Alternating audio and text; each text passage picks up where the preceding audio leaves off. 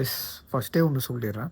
நான் கிரிக்கெட் பார்க்குற ஆள் இல்ல. நேத்து ஆர்சிபி வெர்சஸ் ஜிடி அப்படிங்கிற மாரி ஏதோ ஃபைனல் நடந்திருக்கு போல. அதுக்கு ஆர்சிபி வின் பண்ணியிருக்கிறாங்க.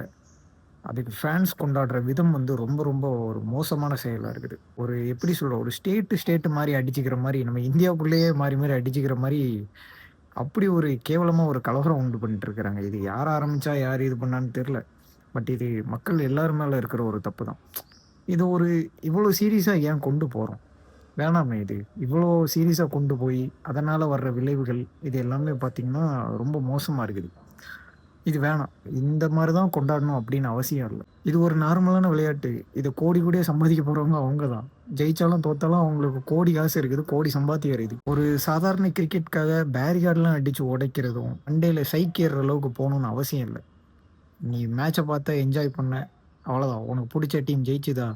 ஓகே. அவ்வளோதான் முடிஞ்சு போச்சு. அடுத்த நாள் உன் வேலைய பார்த்துட்டு போ. அத வுட்டுட்டு பேரிகார்டு, போலீஸ்ட்ட வீணா அடி வேற வாங்கிட்டு எதுக்கு இதெல்லாம்? கன்னிசம் தவிர்ப்போம். ஜஸ்ட்டு விளையாட்ட விளையாட்ட பார்க்கலாம்.